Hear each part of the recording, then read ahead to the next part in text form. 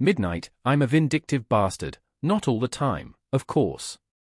You don't get to run a convenience store chain without some degree of sympathy.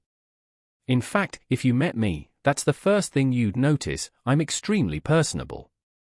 But don't betray me. I will get even with you. Not revenge, even ****. Okay, you want examples? I played rugby, and still do from time to time. I was a lock, one of the second row forwards. Tall, well placed, and pretty quick on my feet. So I was chasing a ball, and a damn number one hit me as I was jumping for it. I went down. 0.35, hard, shattering my shoulder and suffering a slight concussion. The referee ruled it was accidental.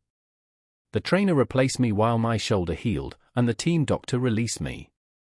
I went back on the field, and the bastard smiled at me. The stupid man confirmed it was a deliberate foul. So at the next scrum, I carted him. I wasn't sure if it was my fist that hit him, and the ref didn't see it, but that was just for starters. Luck favored the brave. Their number one got hold of the ball and went on a clumsy run. He was brought down, and 1:02, the ruck was set up, but he gave the ball back to his scrum half. He was taking his time to organize his backs, and I saw an opportunity. I pounced underneath my counterpart in the ruck, knocking him off balance and sending him into the number 8, who landed on the loose head's arm. Unfortunately for him, he had his hand on top of the ball, and the weight of the two boys broke his forearm. I got up with cleat marks on my face and neck where a boot had hit me, and with my shoulder again bandaged. None of the referees saw. 1:28, anything unusual, and as they were helping their number one out, they stared at me. Since I was receiving treatment at the time, he couldn't know if I had had anything to do with his injury. But I knew, and that was enough. I'm not stupid enough to get into a vendetta. Well, that time I was lucky.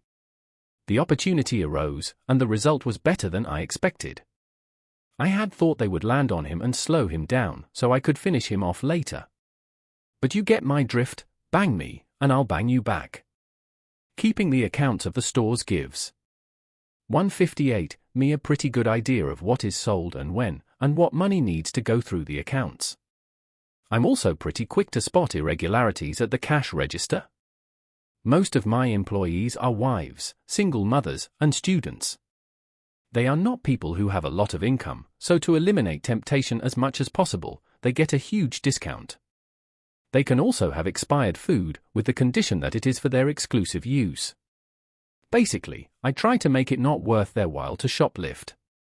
The salary is better than average because the stores 229 are profitable, but the perks make their money go further. So when I saw that my wife was taking a lot of money out of the joint account, I sat down and took note. I make a good living with the stores, so I have no problem with my wife spending money. I don't believe in credit cards, so she uses the debit card, rarely cash. 2 other things you should know about me: despite what the incident on the rugby field may look like, I plan things well. On the field, you take the ball and read the game. Seconds make the difference between scoring or not. Real. 259, life is different. That's why I bought the stores that would make me money, not the ones across the road or a few hundred yards away. The other thing is that I loved my wife with all my heart. I needed to know what she was doing with the money before I came to the conclusion that the **** was doing her own thing. Okay, I know, I was already there, but that's part of the vindictive aspect of my character. I assume the worst. Luckily, my rational side is also strong. She might just have a gambling addiction, or she might just be using weed. 327, for all I know, she could be saving up to buy herself a nice gift or to get ready to run away. How the hell would I play this? All my stores have CCTV and security systems linked to a computer system. Some of the cameras above the checkouts are almost invisible if you don't know they're there. But did I want them bugging my house? I thought I'd better wait until she was out of the house and check it out myself, get something to work on. The stores pretty much took care of themselves, and I also had office work well taken care of, so I 3:54, took a little time to myself to think about my next move. I strolled down the main street and entered the phone store. I love gadgets. They were promoting a program to download all the phone numbers from the SIM card to the computer and not lose them. It gave me an idea to get started. It would download everything from our phones to the computer, and then I could look up their numbers. That afternoon, I loaded the software. Sharon, give me your phone. What for? I have a new program that saves all the numbers so that if your for 22 phone fails, you can reload them from the computer to a new phone. It saves you having to get everyone's numbers and dial them. Doubt. I think my battery is flat. No problem, it connects via USB, so it's powered by the computer.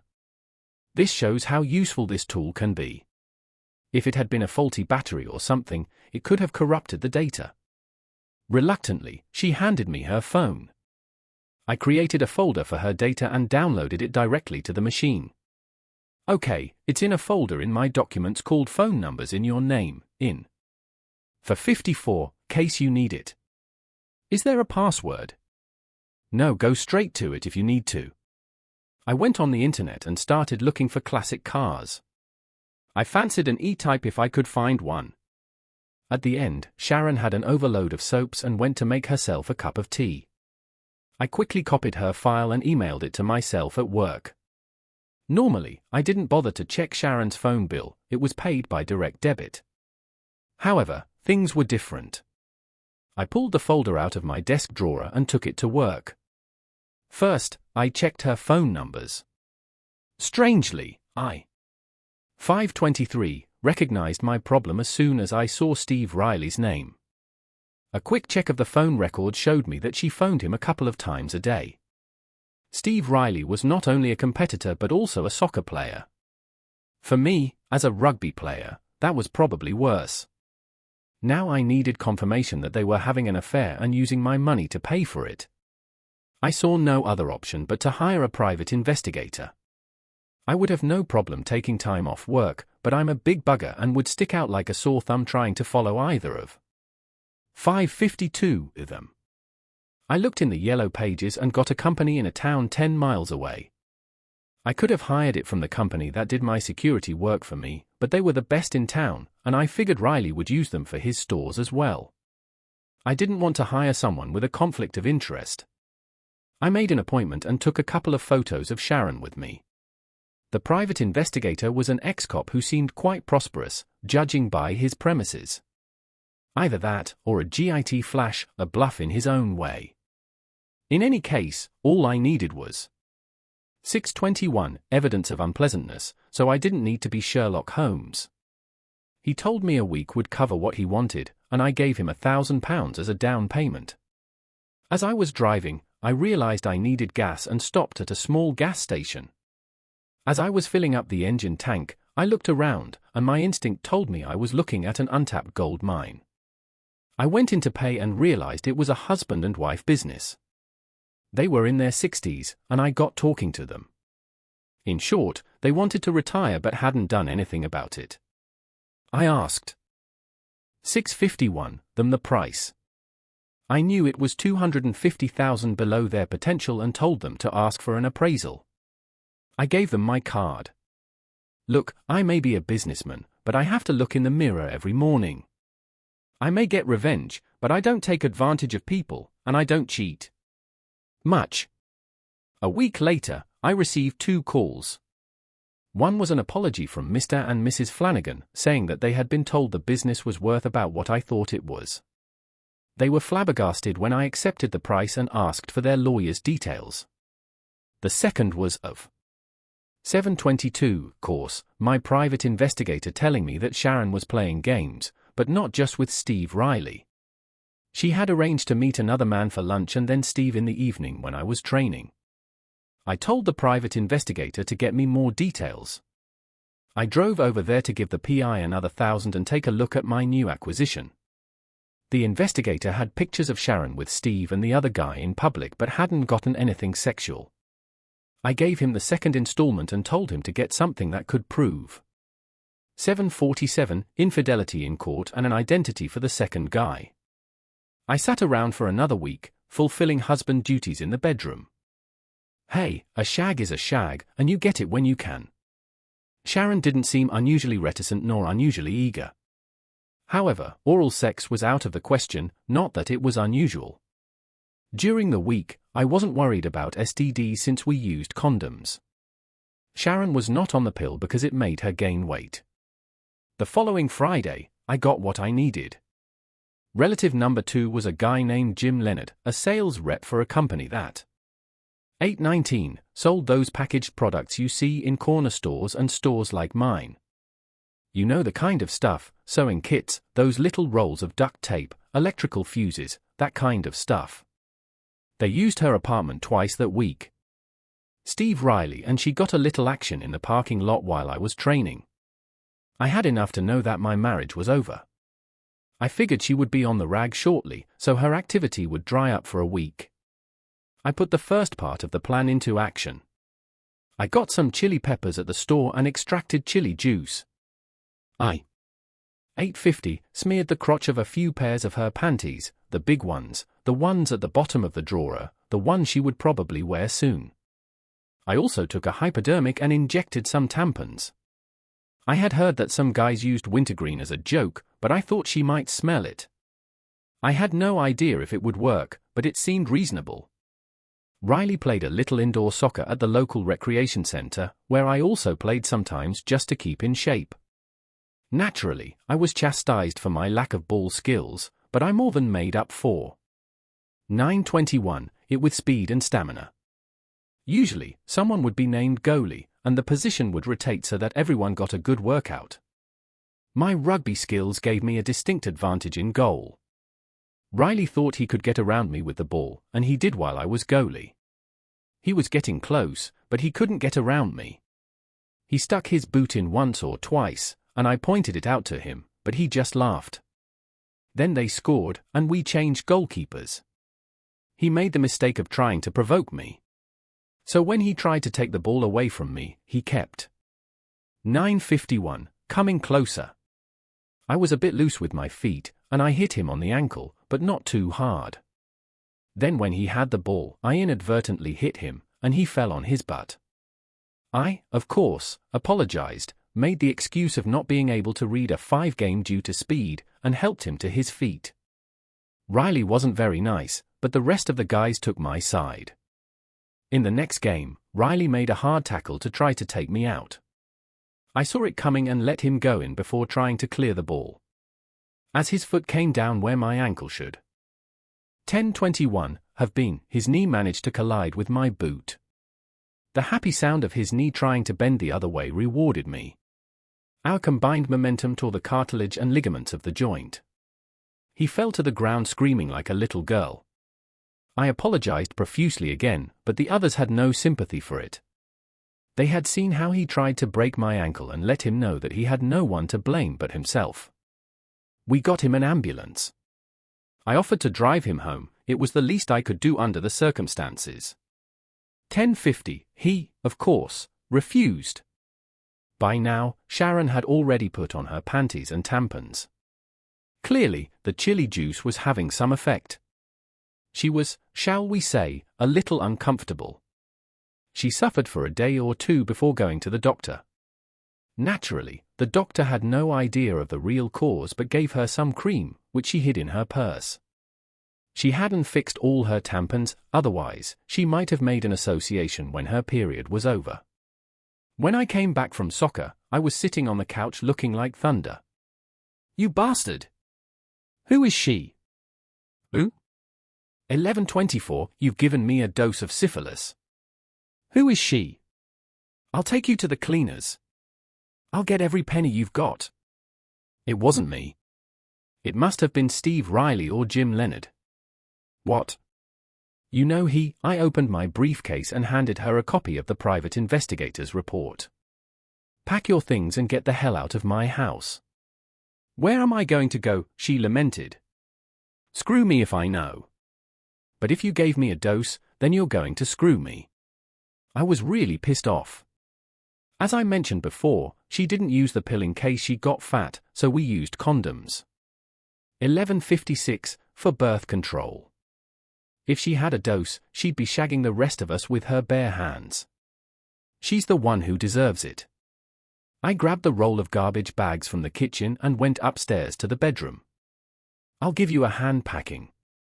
I gulped and started emptying drawers into the bags. I didn't worry about what went in and just dumped it all on top of everything else. I loaded all her stuff into the car, took her keys, took the house key off the key fob, and shoved her in the high port. I closed the door behind her in a boiling 12:22 fury, grabbed a beer, and threw myself into the recliner.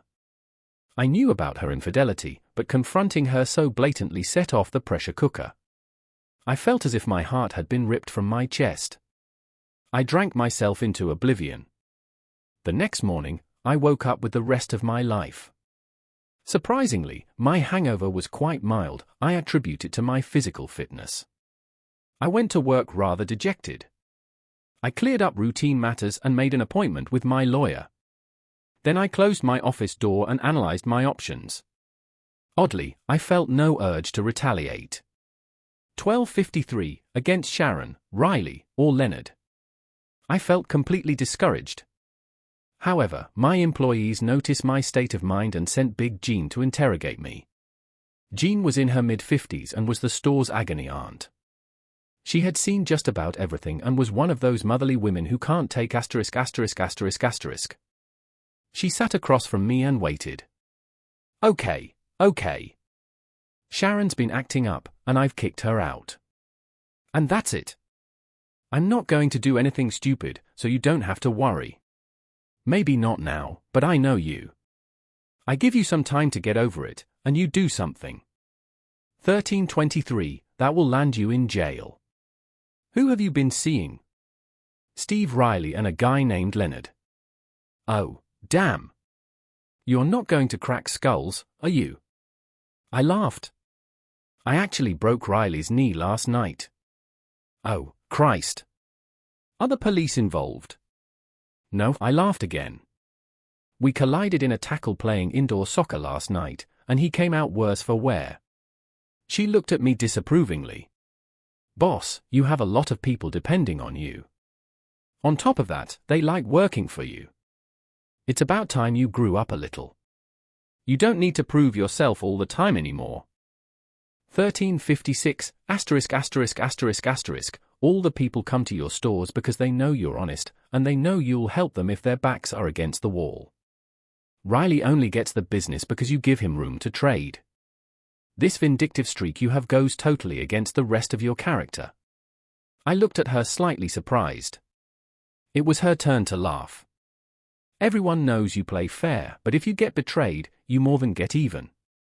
Why do you think you have so little trouble? Now get your act together. Stop looking for revenge and start getting a life. 14:27, business will take care of itself. Now it's time for you to enjoy what you've built. This is a good time to change your perspective. There will be women lining up for you now that you are back on the market. I'd be beating them off if I were a few years younger, if it weren't for your Bert. I let the innuendo hang in the air. Jean was a beautiful woman. You dirty bastard. She blushed. I'm old enough to be your mother. You started it. When Jean left, I knew she was right. I had spent my life building a business but feeling I had to prove myself all the time. It was 14:58, time to grow up. Even my rugby was trying to prove itself to me. Sitting there, I took stock of my life and made the most important decision of my life. It was time to put away the kid stuff. So there you have it, that's what changed my life. I felt the whole need to get my own back drained from me there and then. My business has gotten to a point where it's as big as I want it to be. I can comfortably manage it myself and still maintain personal contact with my staff. But I have started to expand my social life. I still play rugby but more for fitness. 15:28, enjoy it more now. I've learned to dance, and I've joined a hiking group. I spend much of the summer walking around Europe and have met many very agile women. The fresh air and beautiful scenery seem to be quite conducive to establishing international relationships. I guess, before you go, you'll want to know what I did to my ex-wife and her lovers. Well, Sharon didn't come out of the divorce as well as she thought she would. I had done the decent thing with the Flanagans, giving them a market price for their business, but I had to mortgage mine. 1556, to buy them out and rebuild the gas station. It cost a bloody fortune to get the old fuel tanks out, so when the divorce came through, I had a mountain of debt. According to my accountant, since we had only been married 5 years and had no children, my lawyer negotiated a separation agreement based on my net worth. She kept the house but had to assume the mortgage. She had to go back to work and had a hard time keeping up with the payments. She put herself up for sale and dropped off the face of the earth as far as I know. She probably 1625, hooked up with some other sucker. I never knew why she went with Riley. Speaking of him, his leg didn't heal too well, and he now uses a cane. Not only is his soccer career over, but it is now shaped like a soccer. Unfortunately for him, his car was stolen that night outside the recreation center. His laptop and briefcase were stolen. It is said that a lot of money was also stolen from him, but he did not report it to the police. Between his slow recovery and the loss of the laptop, he had to put a couple of stores up for 1654 a sale. I thought it was only fair to help him out a little, since I was partly responsible for the injury, so I bought his 2 best tents. He was getting by on what he had left until the police recovered the laptop and some documents. Now I buy everything from him to help him pay the IRS. Jim Leonard had been supplying many stores with these miscellaneous pieces, not mine, though. Somehow, word got out that he was banging Sharon. Apparently, she wasn't the only wife he was pimping, and someone else found out. He got beat up pretty good, but 1725, the police had too many suspects, they never managed to arrest anyone. Karma can be a asterisk. And for the record, it wasn't me. I was giving a vertical expression of a horizontal wish that night, followed by responding to that horizontal wish. Mind you, Jean didn't seem surprised when she heard the news. Maybe I've grown up a little.